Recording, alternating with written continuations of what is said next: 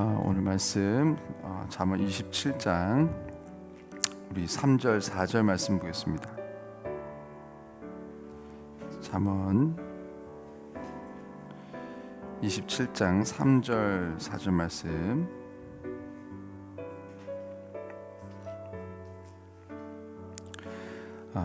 잠언 27장 3절 4절 말씀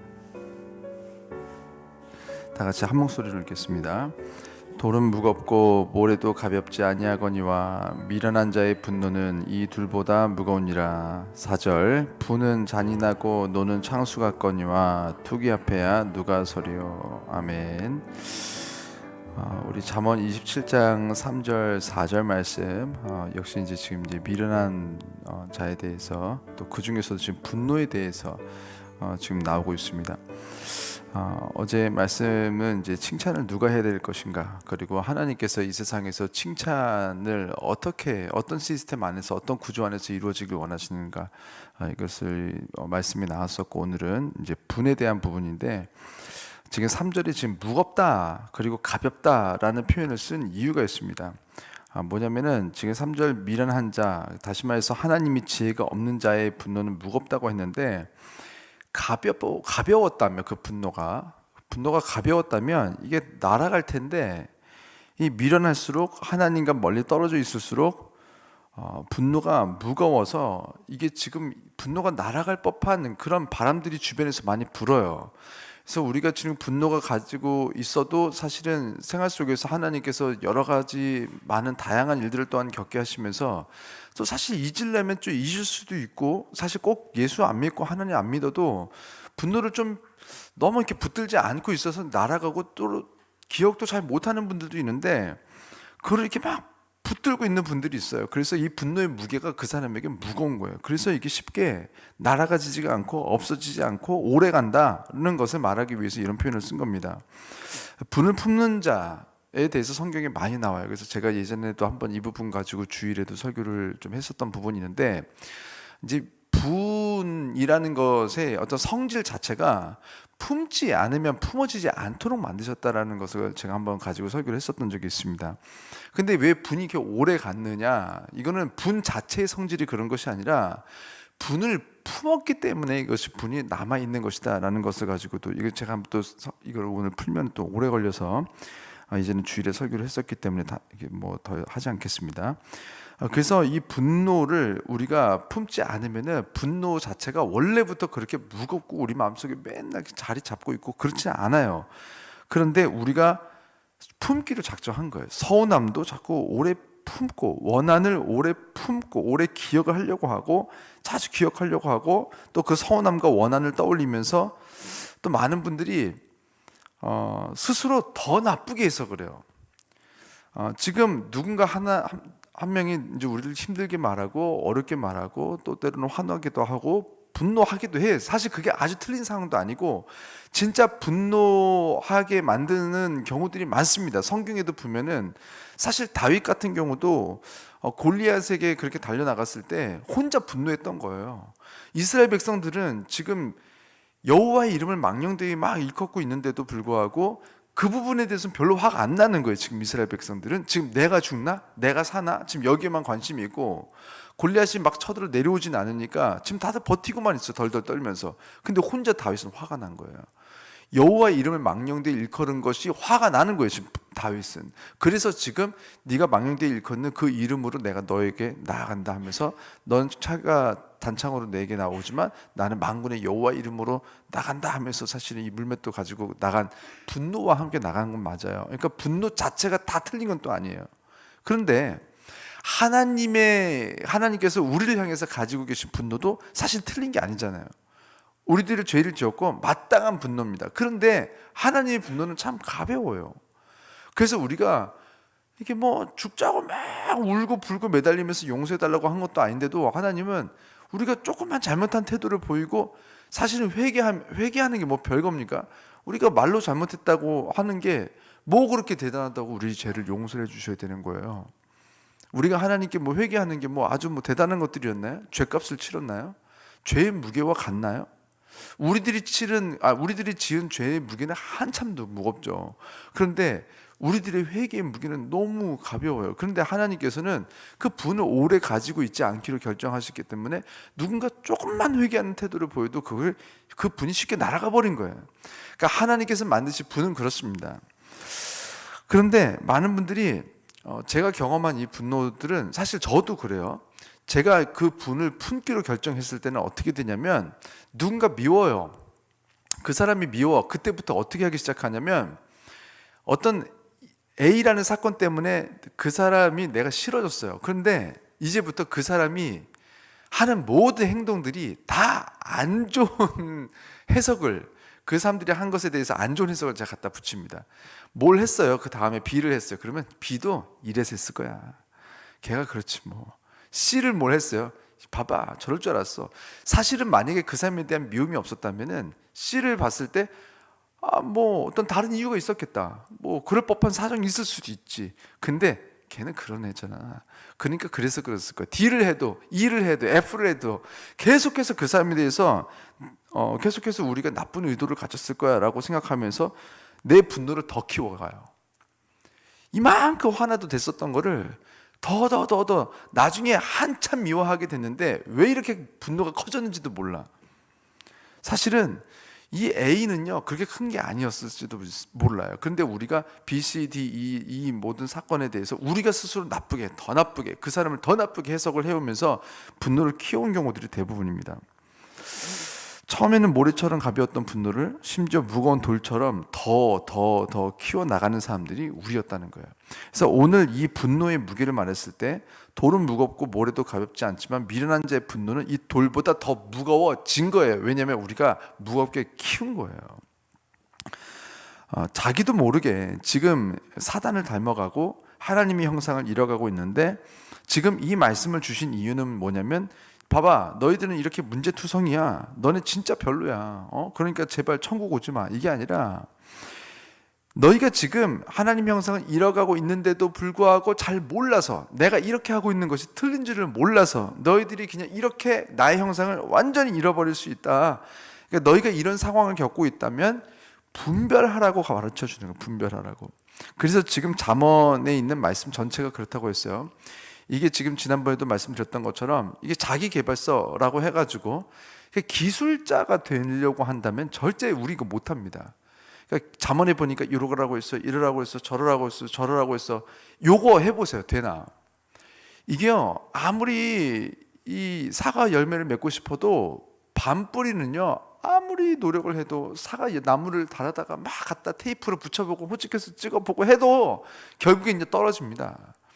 결국 이 사과 열매를 맺으려면은 결국 우리가 사과 뿌리로 바뀌어야 돼요. 사단의 뿌리에서 하나님의 뿌리로, 사단의 자녀에서 하나님의 자녀로.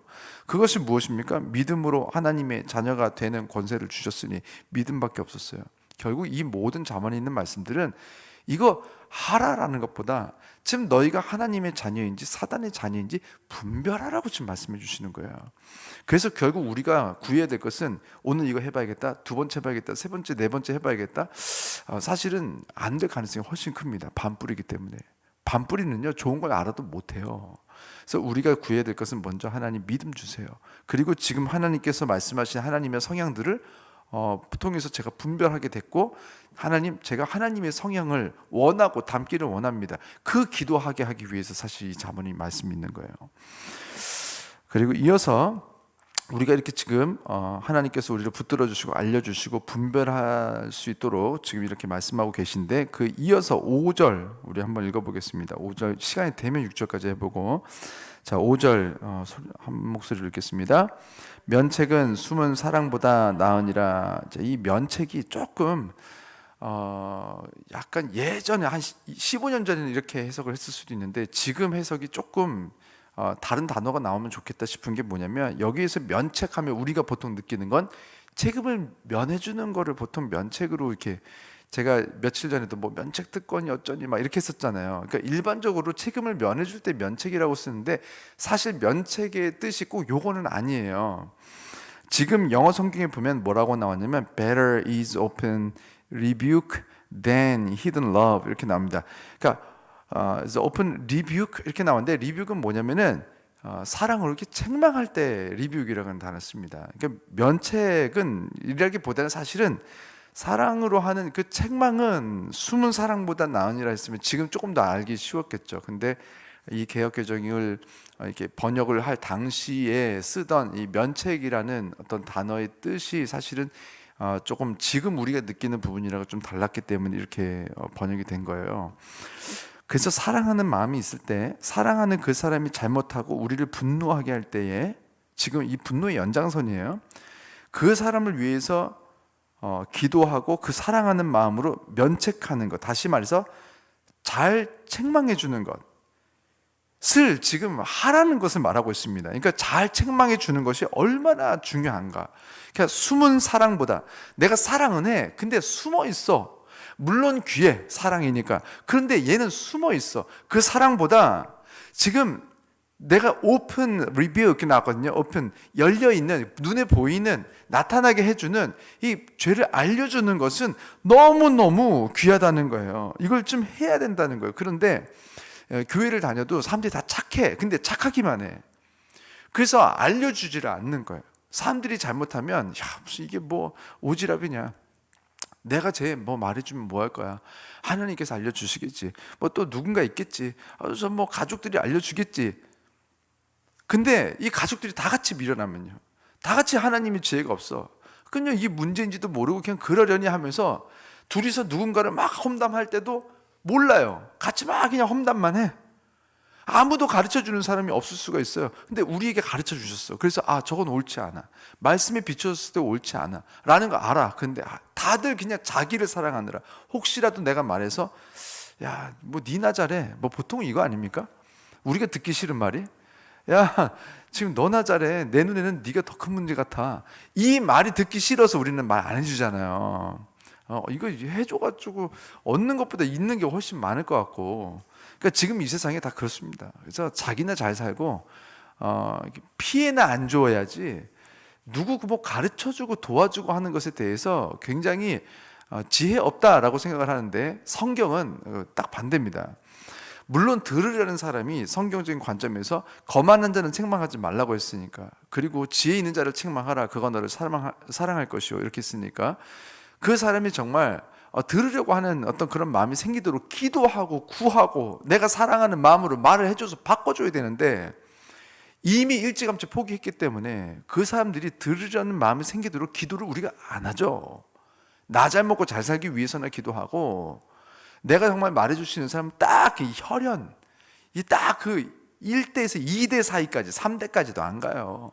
2대까지만 딱 내가 말해주고 뭐 도와줄 생각을 하지, 요거 딱 벗어나면 알바야, 이렇게 됩니다. 이게 왜 이렇게 됐냐면은, 우리가 지금 하나님께서 귀하게 여기시는 것을 우리도 귀하게 여기지 않기 때문에 그래요. 지금 이 5절 말씀은 뭘 말하는 거냐면, 하나님의 관점에서 뭐가 중요한지를 말하시는 거예요. 지금 면책은 숨은 사랑보다 나으니라. 그래서 뭐 어쩌라는 거예요. 나은데 뭐. 이게 하나님의 입장에서는요, 숨은 사랑보다도 더 귀한 게 이 사랑으로 책망해 주는 것이라고 말했어. 그러면 통했어야 됐어요. 하나님의 자녀고 우리가 하나님의 형상이 있다면, 그래? 하나님이 이걸 좋아하시는 거였어? 만약에 하나님의 형상을 내가 가졌다면 이렇게 사랑으로 충고해 주고 책망해 주는 걸 나도 더 좋고 중요하게 여기는 사람이 됐었던 거였어? 근데 내가 그렇지 않구나. 그럼 내가 하나님의 형상을 닮은 부분이 이 부분만큼 또 없구나. 내가 하나님의 형상을 담기 위해서 이거를 하려고 해야 되는 거였구나 라고 분별하고 이제 기도하라는 거예요. 그래서 하나님 형상을 닮아서 기도하게 되잖아요. 그럼 내가 하나님 어떻게 하면 이걸 거룩하게 사랑으로 책망해 줄 수 있을까요? 라는 거를 사모하는 사람이 되어서 기도 제목이 이쪽으로 가겠죠.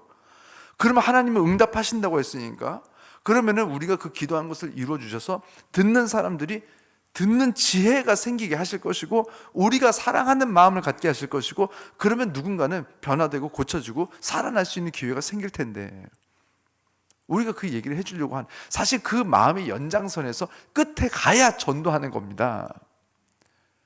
전도하는 건 쉬운데 잘못하는 걸 가르쳐 주기는 어려운 거고, 그렇죠? 사실 똑같은 거예요. 전도가 뭔데요? 잘못된 길에서 돌이키게 하는 것 아니겠습니까?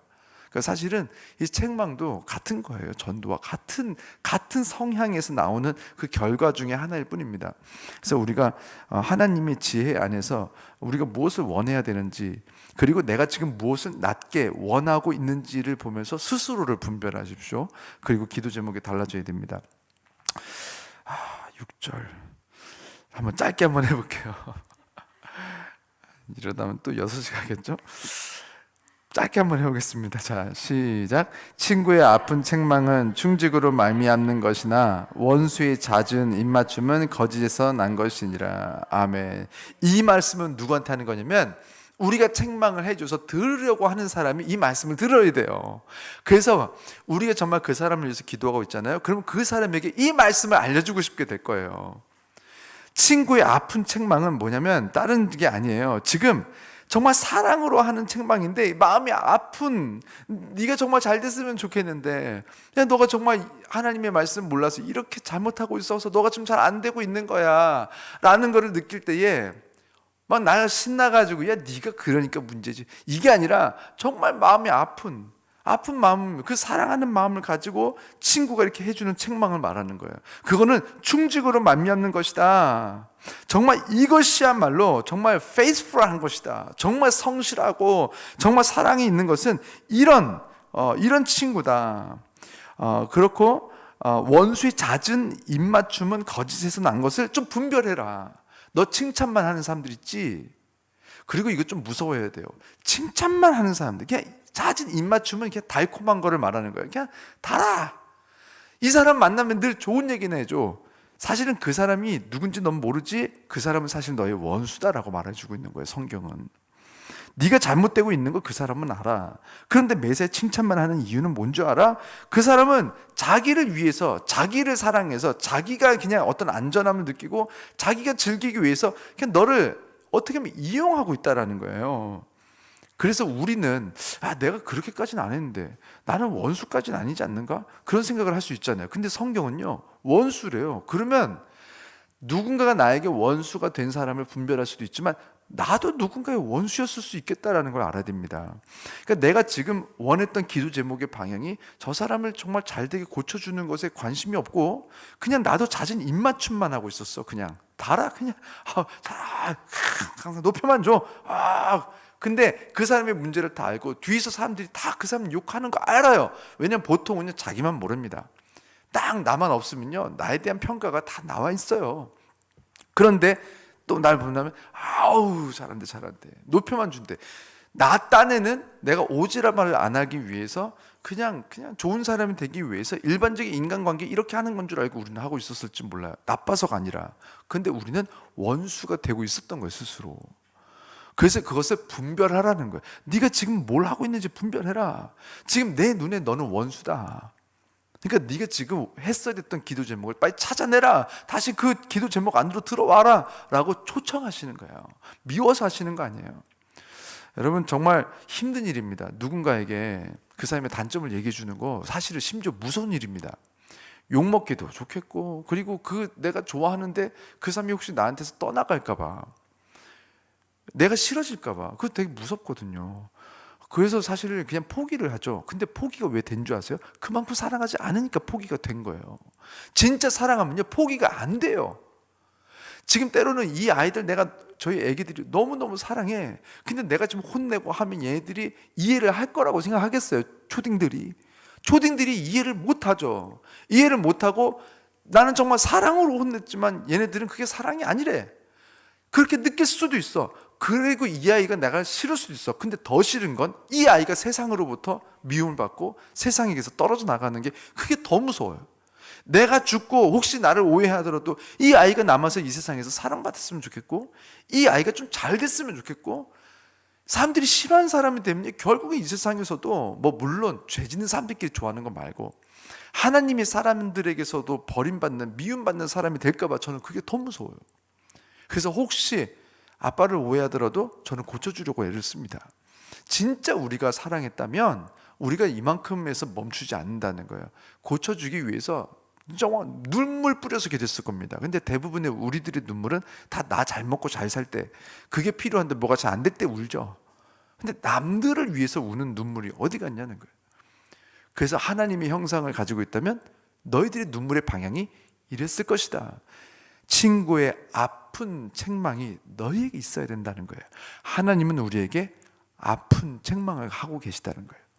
그래서 하나님께서 우리에게 마음 아픔을 가지고 책망하시는 것처럼 우리도 그 오픈 벽이 우리 안에서 있어야 된다라는 것을 말씀하시는데, 오늘 우리가 하루 살아갈 때도 우리 태도가 좀 달라져서 이 세상을 그냥 버려두면 안 됩니다. 이 세상에게 좀 아픈 책망을 하려고 해야 됩니다. 이 세상에게 좋은 친구가 돼야 됩니다. 세상이 망하든 말든 놔두면 안 됩니다. 잘못된 이 세상에서 하나님의 말씀이 떠나진 거 있다면 주기 위해서 그 아픈 마음을 가지고 있을 때 그 사람이 뭘 하냐? 그 사람이 전도하는 거예요. 우리가 다른 것으로 전도하면 안 되고, 이런 사랑하는 마음, 이 세상을 안타까워하는 마음을 가지고 오늘 하루를 살아가시면서 세상을 바라보시고, 이웃들을 바라보시고, 직장 동료들을 바라보시고, 그래서 그들에게 좋은 좀 책망을 해주고 사랑으로 책망해 줄 수 있는 그 날을 위해서 기도하시고, 오늘 구하시고 응답 받으시고 책망하셔서 그래서 살려내고 같이 천국 가는 그런 우리 모든 성도님들과 제가 되기를 주 이름으로 축원합니다. 제가 기도하겠습니다.